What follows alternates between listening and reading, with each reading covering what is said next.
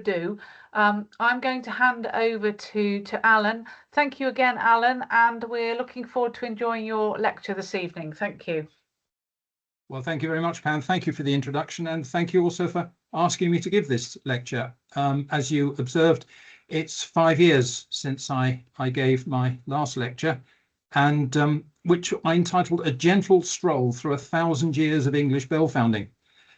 Well, as I somehow managed to compress 1,000 years into around 45 minutes, it proved to be more of a frantic gallop rather than a gentle stroll, and inevitably I glossed over some of the important changes, particularly during the latter half of the 19th century. So in this lecture, I shall be focusing on some of those changes, but specifically through the influences of 4 individuals who had absolutely nothing to do with the bell founding industry, namely a printer, an inventor, a peer of the realm, and a clergyman. But first, let me outline some of the bell basics so that we're all on the same wavelength, as it were, if you'll excuse the pun. A bell is a simple mechanical device for converting kinetic energy into sound energy. And because bells are normally large, they can produce lots of sound energy, which is why they were used in the first place. The whole point of putting something noisy at the top of a tower is so that that sound could be heard over a wide area. What we're talking about here is an early communication system, a way of communicating basic information to what was then largely an illiterate population. So churches and the like with towers might have 1, 2, or possibly 3 bells, and they would be rung singly, with each bell carrying a different kind of message. And the obvious ones there are the curfew bell, rung at the end of the day to make sure everyone put their fires out, so that there was a lesser risk of fires taking place overnight. So what is a bell? Well, it's a casting. It's a one-piece casting, and it's made of a metal called bell metal, which is simply a mixture of copper and tin, which means it's a bronze. And it's a high tin bronze with between 20 and 24% tin and the balance copper. There are no secret ingredients. And I think the reason why it's called bell metal is that with such a high tin content, the metal is incredibly hard and brittle, and it serves no other purpose other than making bells. Anything else that's in it is an impurity. Typically in a modern bell, one might see 1 to 2% impurities. Most of them are a whole range of metals, and the worst of those are lead and aluminium, as they both have an extraordinary effect upon the ability to stop a bell vibrating freely. So that's what it's made of. The parts of a bell. The open end is simply called the mouth because the bell speaks through its mouth, and the rim is called the lip. Coming up from the lip of the bell, we get to the thickest part of the bell, the sound bow, and that's where the clapper strikes. Rising further up, we come to the lower waist, the waist, and then the upper waist. And by the time we've got to the upper waist, the section thickness is about 1/3 of what it is at the sound bow. Coming across the shoulder, we get onto the crown, and on top of the bell, up until the mid-19th century, we had these little cluster of what looks like a bunch of bananas, but it's simply called the cannons. They're the means by which the bell was suspended. And almost regardless of when a bell was made, which century it was made in, those cannons are arranged in exactly the same way.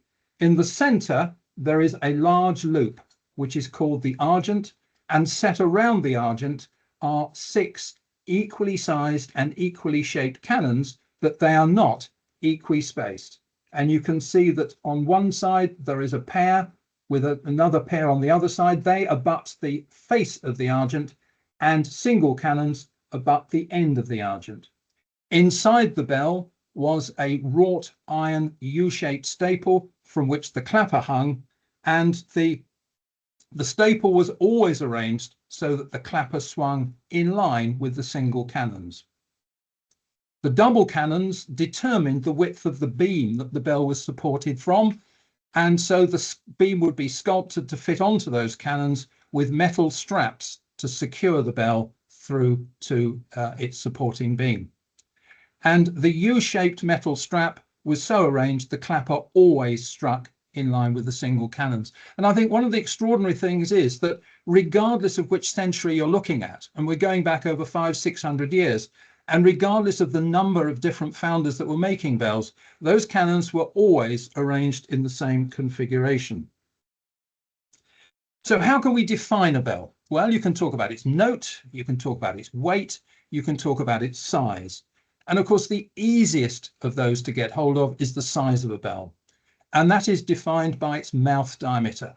So if one talks about a 5-foot bell, for instance, that is a bell that has a mouth diameter of 5 feet. Now, you can make the bell of different sizes. The larger a bell is, the lower the note. The smaller the bell, the higher the note. And that's fairly obvious. Perhaps not quite so obvious is the fact that the thinner you make a bell, the lower the note.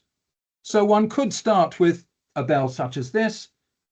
You could make it slightly smaller, the note would go higher. Make it slightly thinner, and the note comes back down again. So you finish up with a smaller, thinner and lighter bell, but in fact, it's exactly the same note. So we're now talking about the relationship between the thickness of a bell and its size, weight and note. And that is referred to as the scale of thickness. It is the relationship, a simple ratio between the thickness of the bell at the sound bow and its mouth diameter. And typically for bells of medium size and larger, so we're talking of bells 1/2 ton and larger, that scale of thickness is normally around 15. So the sound bow is a 15th of the mouth diameter of the bell. So if, for instance, we take a bell 5 feet in diameter, 15 scale, it will have a sound bow of around 4 inches, and typically a bell of that size will weigh 2 tons and would normally be tuned to note C. If we could move perhaps on to the next slide, Eloise. That's good. Right. So on this table, we have our C, top left-hand corner, moving across bell diameter, 60 inches, and the weight. If you halve the size of a bell, the note goes up by exactly 1 octave. But the weight goes down by 1/8. There is a cubic relationship between size and weight. So on this table here, we come up the musical scale, C, D, E, F, G, etc. And I have simply done the calculations on what the other diameters of the bells would be, all working to 15 scale. Simple, straightforward. So there is an inverse relationship between the pitch of the bell and its mouth diameter, and there is a cubic relationship between the diameter and its weight. And I haven't shown the sharps and flats because English change ringing is based upon ringing bells in the major diatonic key, and that moves us on to our next part of our business. So those, I think, are the basics of bells. We've talked about the size, we've talked about what they're called, we've talked about what they're made of, and we've shown the relationship between size and weight and note. And I think I can now start talking about those 4 people who influenced bell founders to such an extent. And I'm doing it in chronological order, starting with the earliest of all, and that is the printer. And if we could move this slide off, Eloise, and move on to the next slide. Lovely. The printer is a man called Fabian Stedman, born in 1640, died in 1713. He was the son of a clergyman who at the time was the rector at Yark Hill in Herefordshire, a tiny village roughly halfway between Hereford and Malvern. At a young age, he came to London and was apprenticed to a printer and took up printing as a trade. Importantly, he took a great interest in English change ringing, which at the time was in its infancy. But what made him special and what made him unique was the fact that he published 2 books on the subject of change ringing. The first one he wrote in conjunction with a Richard Duckworth, and that was published in 1667, and it gloried under the exciting title of Tintelologia. Then in 1677, he published a second book called Campanologia. And at the time, if you were wanting to learn about change ringing, which was then a new way of ringing bells, then it was word of mouth. There was nothing written down. And by publishing 2 books on the subject, he made the detail of change ringing more available to more people, and the spread of change ringing took place more quickly. And I think this is why some people refer to him as the father of change ringing, because he's the first person to actually publish a book on the subject. There are those who say, well, he couldn't have been the father of change ringing because it actually started before he was born. So one could almost say he was perhaps the midwife of English change ringing. And I suppose at this stage it would be sensible to talk about what is change ringing. Up until now, as I've explained, bells are really used as a communication system, a way of just communicating basic stuff. And they were rung singly because each bell would carry its own message. The purpose of change ringing was to try to make music out of bells, to ring them in some kind of ordered sequence to produce a musical effect. And change ringing, as the name suggests, is simply ringing a set of bells so that the order is constantly changing. And one of the rules of change ringing is that no striking order should ever be repeated in a single piece of music. And music, from a change ringing point of view, is referred to as a touch. This diagram shows a bell as it might have been hung at the time of Fabian Stedman.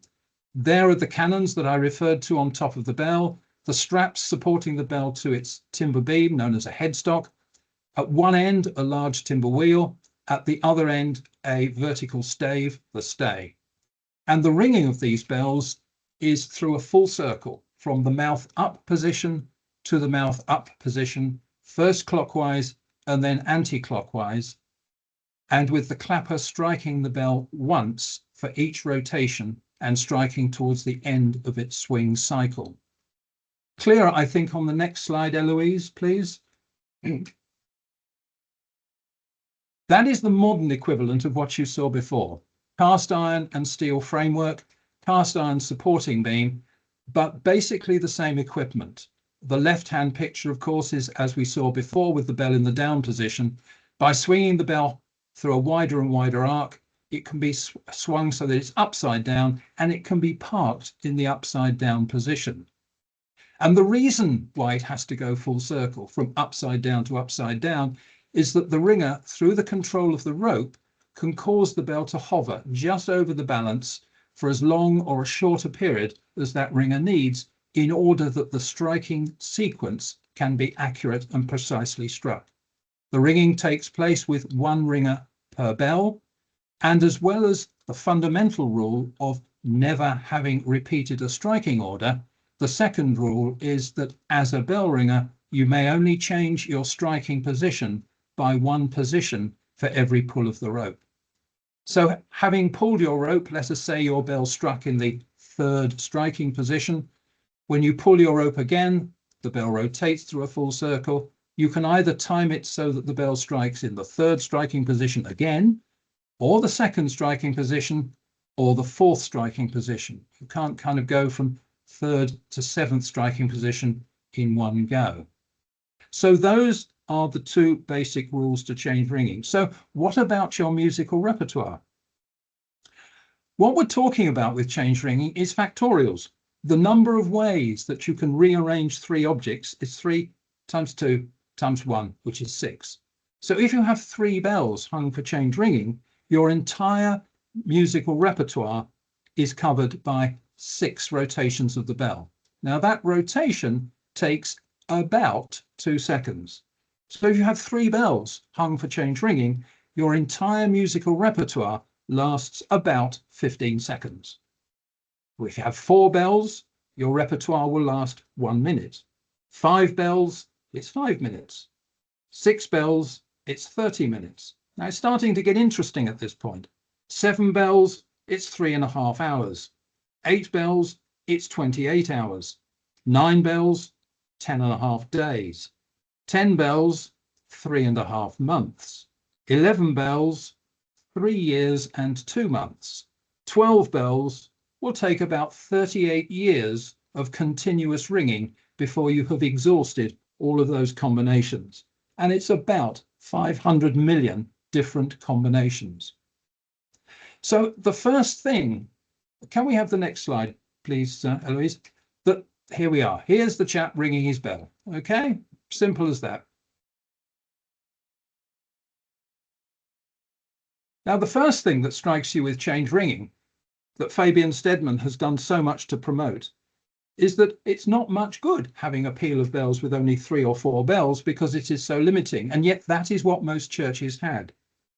So the first effect of Fabian Stedman's work was to encourage churches all over the country to buy more bells, which they needed for change ringing purposes. So through the tail end of the 17th and going into the 18th century, massive increase in demand for bells. So more bell founders making more bells, which is good news.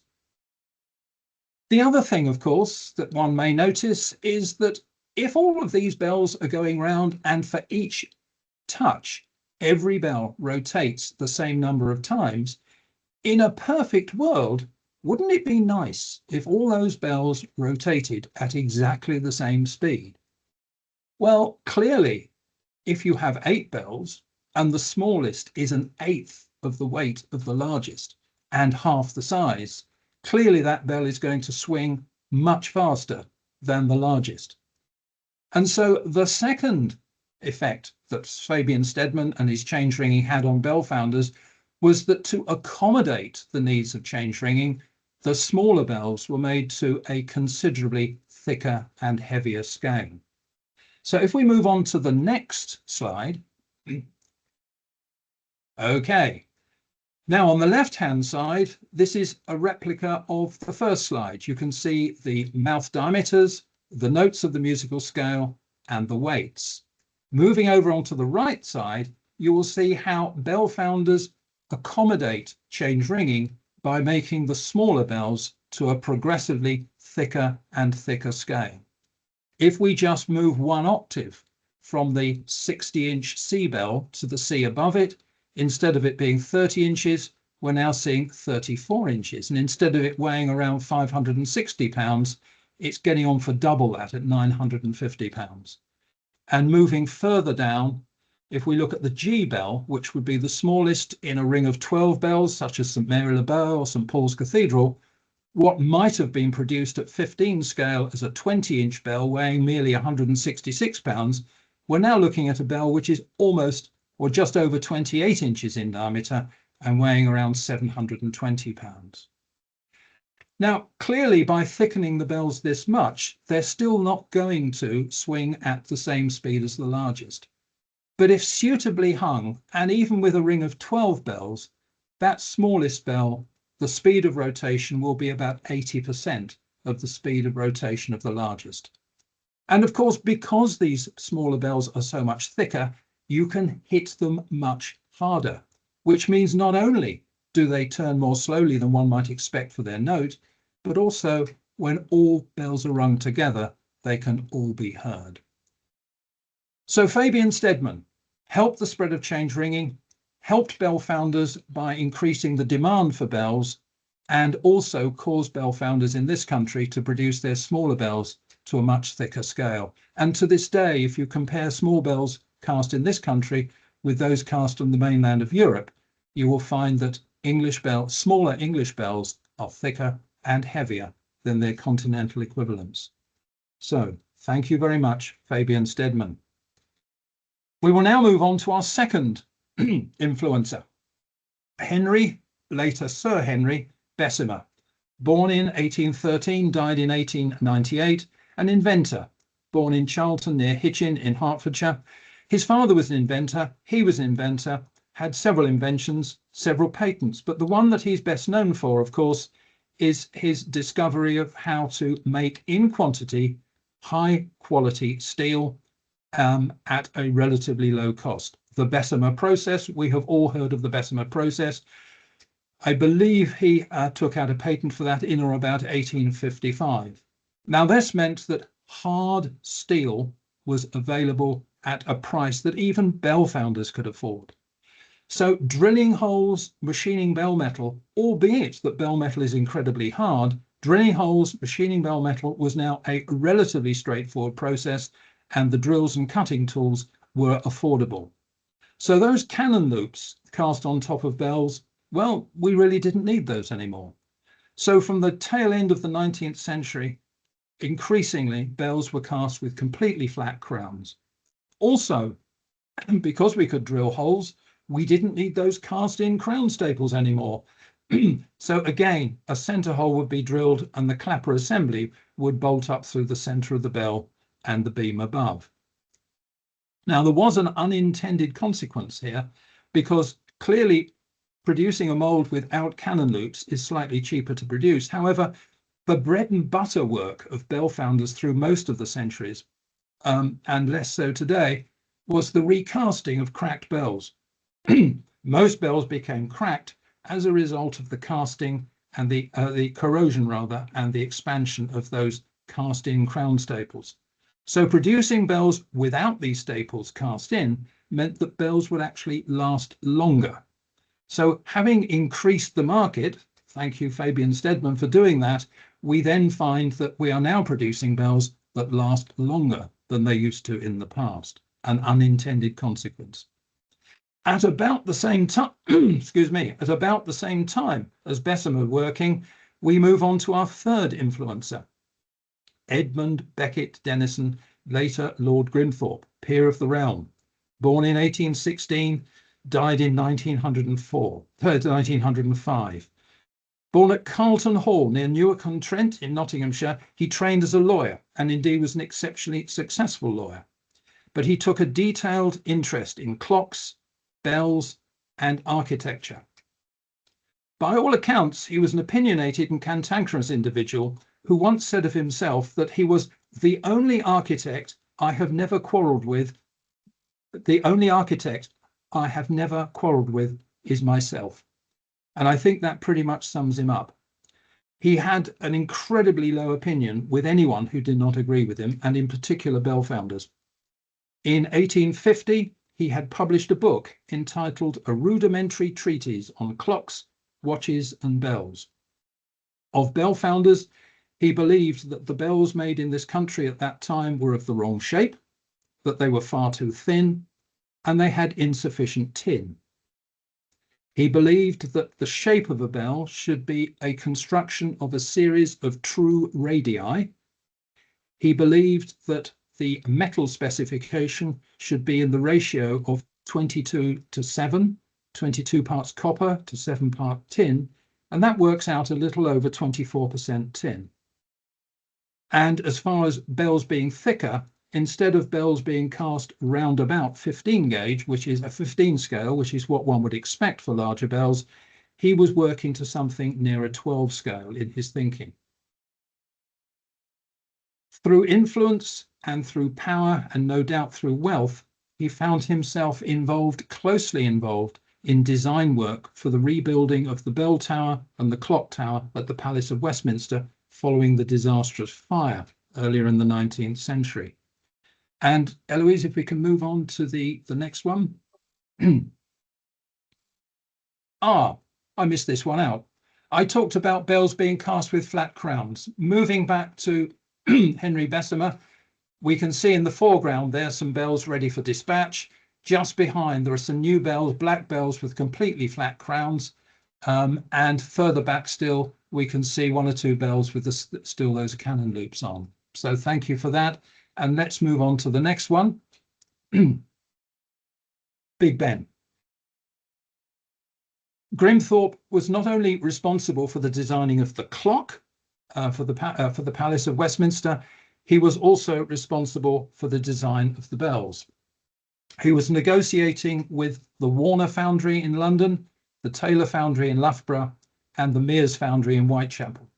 All three founders said that his metal specification of over 24% tin was far too high and the bells would be too brittle. But bearing in mind what he thought of bell founders, he wasn't about to take their advice in any of this.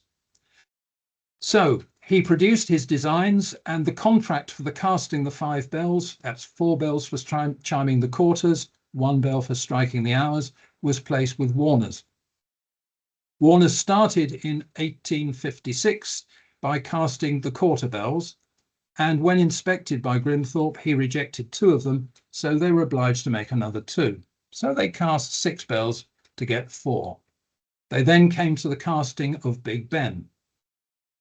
That was put on test in Palace Yard, and Grimthorpe felt that the bell lacked sufficient tone. And although Warner's had given him an advice on the heaviest weight of hammer that should strike the bell, he ignored that too. And he kept hitting the bell with harder and heavier hammers until eventually and inevitably the bell cracked. At this point, Grimthorpe said that the fault was Warner's because it was a faulty casting. Warner's rightfully pointed out that first of all, he had approved the casting as being sound, and secondly, he was hitting the bell with twice the weight that they had recommended, and that casting was therefore inevitable. So the recasting of Big Ben went out to tender, and that was awarded to George Mears at the Whitechapel Foundry, and that is the bell that we see in this picture here. Now, I know very little about the detail of the Warner bells for fairly obvious reasons, but I do know something of Big Ben. It is 9 feet in diameter, weighs around 13.5 tons, and the excuse me, and the thickness of the bell at the sound bow is 8 3/4 inches.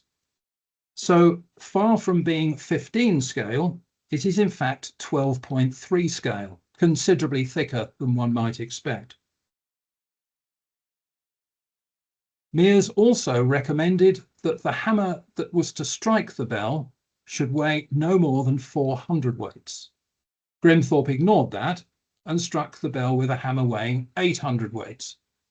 And after 6 months, a surface crack appeared in the bell, and on the left-hand side of the picture, you can see a groove cut up from the lip of the bell and a square void.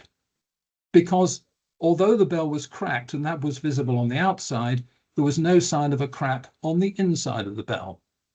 So metal was chiseled away adjacent to the crack to find out the depth of the crack. And in fact, in that section thickness of 8 3/4 inches, the crack only penetrates the casting by somewhere in the region of 1.5 to 2 inches. So it was decided that as the bell was still resonating, it would be turned through 45 degrees, and the hammer weight would be reduced to 400 weights, as originally recommended, dropping through 4 inches. And that is what you see in the picture here, a 400 weight cast iron hammer which falls on the bell to strike the hours. Now, Grimthorpe was incredibly successful in designing the clock, and I don't think anyone would wish to take that away from him. He was, I think, less successful in his design for bells. There were few bells made to his design, and many of those have been recast. But you cannot change the shape of a bell, and you cannot change the section thickness of a bell, and you cannot change the metal specification of the bell without altering its tone. And the tone of Big Ben is unique. Sounds like no other bell. But what I think he did achieve was that he illustrated those simple facts, but I think he also got bell founders across the country thinking perhaps a little more critically about the type and the quality of the bells that they were casting. So I don't think it was all bad with Lord Grimthorpe. And that, of course, then brings us on to our fourth influencer, the clergyman, the Reverend Canon Arthur Barwick Simpson, born in 1828 in Ealing, died in 1900. I have a distant connection with Canon Simpson in that my very first piano teacher, an elderly man, remembers Canon Simpson with some affection because he was in the choir at the church where he was at Fittleworth in Sussex. He was appointed rector to Fittleworth Parish in 1876. He could ring, but he was a musical man and he listened critically to music and to musical sounds. He also was critical of English bells produced at that time. He had articles published in the Pall Mall magazine in both 1895 and 1896 on the subject, and he also had published a little booklet entitled Why Bells Sound Out of Tune and How to Cure Them. The first publication was 1896. It sold out remarkably well, and he had a second printing run in 1897. The booklet, he claimed, was aimed at the clergy, church wardens, and parochial church councils, and the intention behind this was to persuade customers to demand a higher standard from their bell founding suppliers. What Simpson was writing about was the fact that, of course, bell founders had known for years, and that is that when you strike a bell, it isn't that simply one note is produced. A whole rainbow of harmonic tones are started up. And if you consider a bell as a series of hoops stacked one on top of another, different diameters, different thicknesses, all of those hoops are excited by the blow of a hammer, and so a whole rainbow of harmonic tones comes from the bell. And Simpson argued perfectly correctly that for a bell to sound in tune with itself as well as its neighbours, the 5 most powerful of those various harmonic tones should be accurately aligned in a particular sequence. And the sequence that he determined was as follows. And I'm starting with the octave notes. Let us start with the nominal note. That is the naming note of the bell. And most bell founders were able to produce peals of bells where the nominals were reasonably well in tune. There was a second partial tone, which he called the fundamental, which in most bells was flat of the octave below the nominal. Simpson said that should be exactly the same note as the nominal, albeit an octave lower down. And while we're talking about octave notes, the third octave note, which he called the hum note, was a further octave below the fundamental. In most old bells, that came sharp of the octave. He said it should be exactly 1 octave. In fact, those 3 notes, the nominal, octave below the fundamental, octave below the hum note, those 3 notes should all be accurately in tune with each other, being the same note, being an octave apart. And he also identified a minor third harmonic and a 5th harmonic in the octave above the fundamental. Now, he approached the Whitechapel Foundry with his findings, very excited, because he had experimented on his bells at Fittleworth by chiseling away metal on the inside, and he found that by cutting away metal in various places, he could adjust those various harmonic tones to varying degrees. At the time, the Whitechapel Foundry was owned by a retired banker named Alfred Silver Lawson, who had no interest really in Simpson and his ideas, and I'm sure politely, but nevertheless dismissed him. So Simpson made his way to the Taylor Foundry at Loughborough, and they greeted him with open arms. It would seem that the Taylor Foundry were in any case experimenting with bell shapes and sounds and tunings, and possibly as a direct result of their findings on what Grimthorpe had done with the bells at Westminster. The relationship between Simpson and the Taylor family, however, changed, and I don't think anyone knows the exact truth of the matter. It would seem that the initial contact with Simpson and Taylor was that Taylor were delighted to welcome Simpson. They were very happy to hear of his ideas and his findings, to know of his experiments, and that they incorporated as best they could his thinking into their own thinking. But in a relatively short period of time, their fascination with Simpson seemed to diminish, and within a few years, their relationship seemed to break down. We really don't know why, but within 3 or 4 years, of course, Simpson was dead. He died in 1900, and sadly, no one from the Taylor family or the Loughborough Foundry attended his funeral. However, whether you credit the Taylor Foundry with having been able to put into action the harmonic tuning of bells, or whether you give the greater credit to Simpson for having done the initial research work and found out where inside bells they should be cut to affect those harmonic tones, is a matter of, as it were, personal taste. But of course, having produced infinitely better bells, harmonically tuned, that gave the Loughborough Foundry an enormous commercial advantage, and one which the other founders of the day simply could not ignore. The first to successfully take on the harmonic tuning of bells were the Gillett and Johnston Foundry in Croydon, and by the by 1907, the Croydon Foundry were producing harmonically tuned bells, and although the Taylor Foundry had claimed it to be Taylor harmonic tuning, the Gillett and Johnston Foundry claimed it to be Simpson tuning. The Whitechapel Foundry were very late in the day on this one, and it wasn't until the early 1920s that the Whitechapel Foundry were also successfully producing harmonically tuned bells. But that didn't mean that the other founders of the day didn't attempt it. By 1900, 1910, there was the Charles Carr Foundry in Smethwick, James Shaw of Bradford, John Warner and Sons of Spitalfields, Llewellyn's and James of Bristol, James Barwell of Birmingham, Alfred Bowell of Ipswich. All of them attempted to change the shapes of their bells to accommodate Simpson tuning, and they failed to do so. It was the great watershed. By 1930, all of those bell foundries had either closed down or stopped making bells.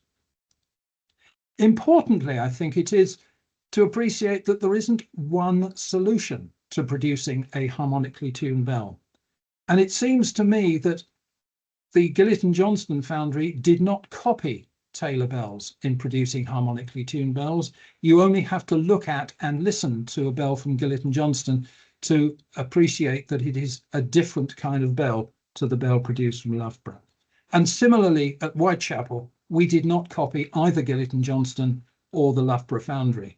In fact, we discovered almost by chance that bells cast from our 3'7" diameter moulding gauge could, with some difficulty, be harmonically tuned, and we altered the shape to accommodate harmonic tuning. And I think the reason why there isn't just one solution is, although I have identified what the pitches of those 5 harmonic tones should be, what I haven't mentioned is the intensity of them. When a bell is struck, all of those harmonic tones will start, and each harmonic tone will have a start-up speed, it will have a peak of intensity, and of course, it will then have a decay time. And if one takes a simple example on how the design of a bell can be changed, if one has a bell where the hum note is sharper than where you wish it to be, which would be typical of an old bell, the question begs itself, do I redesign the bell so that the hum note comes to a lower note, or do I simply redesign the bell so that the nominal comes to a higher note? Well, you can do either of those things, or you can have combinations of the two. And that sort of reasoning will apply to all 5 harmonic tones. Hence the fact that all of those harmonically tuned bells from those 3 founders, they all look slightly different, they all sound slightly different, but the tuning is exactly the same. So what are the legacies left by these 4 gentlemen? Well, we still have change ringing. It is a uniquely English way of ringing bells. Even today, with the closure of churches, there are over 7,000 rings of bells hung for change ringing.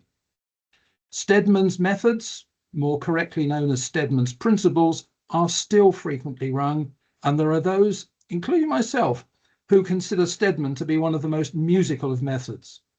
It's almost always rung on the bells of St Paul's Cathedral for state and other important occasions, and as an aside, Stedman Caters was rung at our wedding.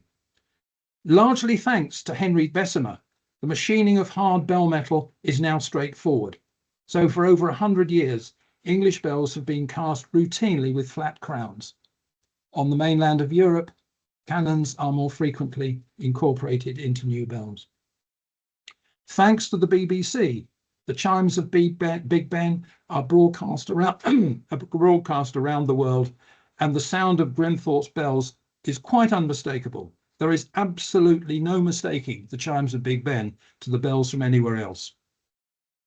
And notwithstanding the time, and the skill, and the trouble, and the expense that the Taylor Foundry went to the introduction of the first harmonically tuned bells in this country, for all bell ringers and those involved with bells, the term Simpson tuned to describe harmonically tuned bells is universally used.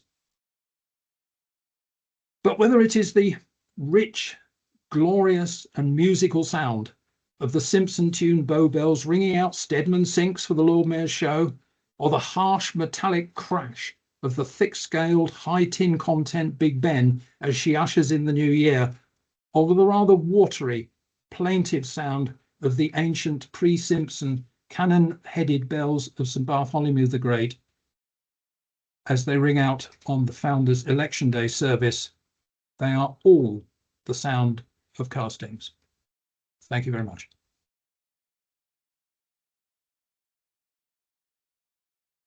Thank you very much, Alan.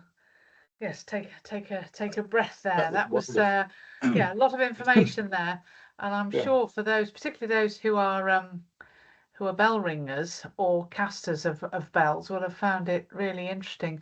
I do wonder if there's any questions that anybody would like to ask. Either raise your hand or just start talking, and we'll try and come to you. I don't think there's anything in the chat. Yeah. So Simon, yeah, over to you. It's a silly question, Alan, but it's one that's always worried me. The fact that there was that crack in that hole, has that made the sound we now hear, or was the sound we now hear always there, and that hole and that crack has had nothing to do with it? Master, that's a very good question, and it has been asked for a number of times, and asked of me a number of times. Notwithstanding my age, I regret that I am not old enough to remember what it sounded like before that was chiselled, which was done in 1859. What I can say is this. It is a very, very small removal of metal. I can also say that the pitch of Big Ben will not have been altered either at all, or if at all, to no significant extent, because the bells are still nominally in tune with each other. And in terms of the ability of the bell to resonate freely, Big Ben still resonates freely, as anyone who has stood next to it will testify. So it's bound to have had an effect, but I suggest that the effect was so small as to be insignificant. And I think if it had been significant, I don't think matters will have been left as they were. I think the bell would have been taken down and made for a third time. Thank you. Okay, Will. Yeah, Alan, thank Will. you. Yeah, can you hear me okay? I can hear you superbly. Thank you for such a fascinating talk. And I just hadn't realized how technical bell production was. You brought back memories for me, because in my youth, I had the privilege of ringing bells at St Mary's Church in Northill. You may know it, I don't know, in Bedfordshire, which incidentally also had a Tompion clock in the tower. And my little village next door to that, there was a chap called William Wagstaff. And I remember going to his little workshop where he made handbells. And I remember him laboriously scraping away metal from inside the bells to get the right tone. I have a couple of questions. What was the role of the slider in the very first or second slide that you showed? What did the slider do? Okay, well, at the wheel side, it's pivoted on a pin. So it's like a horizontal pendulum, if you can follow that concept. But it's a pendulum that runs between stops, and its movement is therefore restricted. So when the bell goes upside down and the stay approaches the slider from one side, it will push the slider so that the bell is perhaps 2 or 3 degrees over the balance, and the stop at the end of the board on which the slider runs stops further movement. When the bell rotates in the other direction, of course, the stay then approaches the slider on the other side, and pushes the slider back to the other end of its slide. It's simply there to allow the bell to be parked in the upside down position when somebody isn't holding the rope. Thank you. And if I may, Pam, have one second question. Before Henry Bessemer produced his steel in an economic way, Alan, how were bells machined? Oh, hammer and chisel. I talked about bell founders tuning the nominals. Well, the nominal is most affected if metal is chiseled away on the inside of the bell in the area of the sound bow. So they simply had, it was a bit like dressing a millstone. They had a series of chisel marks, and they would be chiseling away metal. So sometimes they tried to do it cheaply by only chiseling the area where the clapper struck, but that really doesn't work. You have to chisel the bell all the way around. But yes, it was done with a hammer and chisel. Thank you very much. Thank you, Will. Any other questions from anybody? I would add, Will, by the way, that the experiments carried out by Canon Simpson on the bells at Fittleworth, he did his tuning with a hammer and chisel. Or I suspect he got somebody to do it for him. Right, yes. Pam, Alan, would you mind if I added something about Simpson tuning to Alan's fantastic story? Would that be okay? Jump in, and then I'll come to Tom and then to John afterwards. Is that okay? Our neighbouring church at the Horse, Clerkenwell, in the 1920s was subject to an enormous church court case because in London, Simpson tuning wasn't accepted by bell ringers, and they even tried to get it banned by our national body, the Central Council of Church Bell Ringers, because the early Simpson bells cast by tailors were outside London. So Cyril Johnson, who was part of this, he was quite an extraordinary businessman, tied up with Gordon Selfridge. He cast the bell at the top of Selfridge's, wanted to put in new bells at St James's Clerkenwell. So without a faculty, without any church law approval, he phoned up the vicar and said, if we could take the bells out tonight, we'll give you one for free. So at 2 o'clock in the morning, the bells came out of the church. And what happened a bit later, there's a marvelous, you can find the records of this, and the court judgment is incredible. And Cyril Johnson was rebuked for being a rogue and a charlatan, and there was too much sharp practice in his area of bell founding. So every time, and this was only 100 years ago, this happened just over 100 years ago. So there was all sorts of things going on. Next time anyone walks past Selfridge's, look up at the Queen of Time and you'll see a great big bell above it. And I think, Alan, the Royal Exchange bells were the first Simpson-tuned bells, but they're a carillon. And then Clerkenwell were the next bells, although they're not in the city, the next bells in what we would loosely call the city. Am I right there? It was, I think... I don't know if you're right on history, but you're certainly right about Simpson tuning being not universally welcomed. And the reason for it is actually quite logical. Yes, Simpson tuning works very well for clock chimes and carillons and so on. Simpson tuned bells, by their very nature, are more resonant. They sing on for longer. And bell ringers, change ringers, as you well know, like to hear the tap of their bell. What they don't want to hear is a background roar of harmonic tones. And because the ears of London ringers at the time were not attuned to harmonically tuned bells, they simply saw harmonically tuned bells as producing this roar of harmonics, which meant that hearing the individual strike of your bell's clapper made ringing more difficult. That was the logical reason for opposing it. Absolutely true. And I can remember your dad explaining that to me as well, and your uncle many years ago. Well, one of the reasons why Whitechapel was so late at introducing harmonic tuning was because my grandfather, who was an active change ringer, actually held that opinion. He believed that Simpson tuned bells were unsuitable for change ringing. Okay, fine. Tom, you wanted to come in with a question, I believe. Yeah, thank you, Pam, and thank you, Alan, for the most informative lecture. I think it was brilliant, really well described and really, really informative.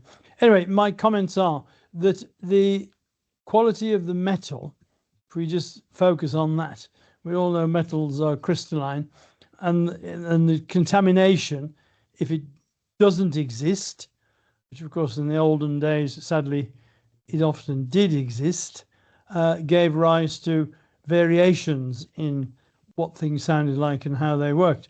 So what is fascinating to me, it remains a fact, and Alan, you know much more about this than I shall ever know, I'm still learning, is that they often, these particular bells, which have got a particular composition and have been there since time immemorial, have that because of what they are physically in terms of the metallurgy, and also what they are in terms of the shape. And these things are listed these days. So if you understand the basis of property law, that you can't change things and you can't fiddle with things, because that's how they should always be. So in fact, it's impossible to make a bell. Well, not impossible, but it's very difficult to make a bell exactly as it was made, 200, 300, 400 years ago. Best you can do is to bring it to what it was intended to be, where the clarity and the composition and the brightness, if you like, of the sound is quite different from what it was. I mean, that's just a comment, really, and a question. What's your opinion, Alan, and your vast experience about that? I think the first thing is if we start with that metal spec, I spoke of between 20 and 24% tin. In point of fact, it is normal practice to make larger bells with less tin. Larger bells with less tin produce that sort of warm, comforting, wrap you in a blanket, Dundee cake kind of sound. The higher tin content produce that harsher crash that you get from Big Ben. Most of the crash of Big Ben is actually due to the high tin content rather than the scale of thickness or indeed the bell's profile. And similarly for smaller bells, higher tin content on the smaller bells so that you get that bright, crisp, frosty morning kind of sound coming from the small bells rather than a rather dull sound. Now, in terms of trying to replicate a bell from the past, obviously you can copy its profile, of course you can, and its scale of thickness, of course you can. If you produce a beautifully clean metal and a superbly sound casting, then the bell still will not match the bell that you're trying to replicate. And it was not unusual for us on certain occasions where we were adding bells to a particularly muddy sounding set of old bells, we would consciously use dirty metal. Whatever you did, there was no substitute for using dirty metal to get a dull sound.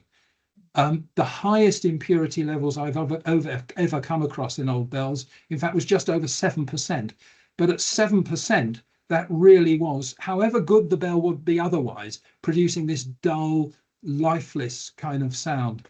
Oh gosh, there were some bells we cast for Toronto Cathedral, which were in addition to some secondhand bells from a church in Bermondsey. The metal spec, or the assay rather, of the metal showed that total impurities were running at something like 4%. So we consciously used dirty metal. I mean, it went against the grain. It felt really weird, consciously producing dirty metal to produce a bell that sounded horrible. But the point is this: having produced these muddy sounding bells, they matched the bells that they were supposed to match with. So they sounded as a complete set rather than 8 plus 4. Yeah, understood. Thanks, Alan. Yeah. John, you wanted to come in as well, and probably the last question now because it's conscious of time. Can you hear me right? I think I can't hear you, John. No, we're very faint, so I don't think we'll be able to hear John, unfortunately. Okay, all right. Well, there's some good discussion there, and some positive comments in the chat as well that popped up, Alan. Really glad the master was able to join us this evening as well, which has been really useful. A couple of just notices, really, just to mark a couple of members who have sadly died. Alex Florence, and recently Philip Horton as well. So just wanted to mark that while we are together. Thank you, Alan. Really interesting talk. A lot of information there. I think if anyone wants to listen to it back, it will be recorded, and you can share it and listen back again after. And thank you everyone for joining us this evening. Thank you also to Eloise, who's back in the office facilitating the Teams link and getting us all in and out effectively this evening. We're back in May for another lecture, which will be delivered by Rupert Sexton from Silotech. The question from Alan, I wanted to ask if muffled bells, well, listen, I missed the end, it disappeared. Did you see it then, Alan, the message that came up? No, I haven't. Sorry, repeat the question. Let me see What if I it can says see is it. he wanted to ask if muffled bells have the same harmonics. Yes, they do, but they start differently. What you will find muffled, the hammer is softer, and because the nominal is principally produced at the sound bow where the clapper hits, the fact that the hammer, which is just as heavy, is softer, it does not accentuate the nominal. So what tends to come out with muffled ringing or half muffled ringing is that muffled blow, the hum note is predominant. So you tend to hear the hum note of the bell rather than the nominal, but they all start up, but they do not start up to the same extent. Great, thank you. Pam, before we go, can I just give 2 plugs? Yes, of course. One for anybody under 50, just to let them know we have the Unfounders dinner on Friday. And perhaps equally importantly, on Thursday of next week, we have the headmaster of Christ Hospital School giving us the Ridley lecture, Ridley being the bishop whose idea it was to establish the relief of the poor in the 16th century, which led to Christ Hospital being formed. And he's coming to the hall to give a lecture at 6:30 for 7. It will be an interesting lecture. If you haven't booked in and want to come, obviously it's at the hall. It's not being zoomed, but please come. Yeah, brilliant. Thank you. And I think I've flagged up a couple of Foundry visits at the start for anyone who's not who wasn't here right at the start. We're visiting a foundry in March, and also an equipment manufacturer in April. Highly recommend those as well. So once again, thank you everyone who's joined us this evening. If you're not yet a founder, obviously you can contact the office if you'd like to become involved in the company.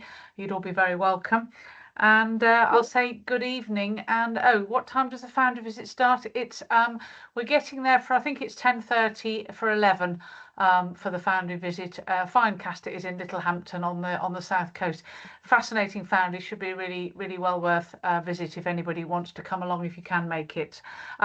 Okay, thank you everybody. All the details are on the website as well, so please all contact the office if you need information. Hope to see some of you there. Obviously see many of you at future events at the hall and in other halls around the City of London. Thank you again for joining us. Thank you, Alan. Thank Please you, go Alan. and have a Thank you, relax Alan. now. Thank you. Thank you again. Bye-bye. Yeah. Thank you, Pam. Thank you. Bye, Pam. Thank you. Cheers. Bye-bye. Good night. Good Bye. night. Good night, everyone. Everyone.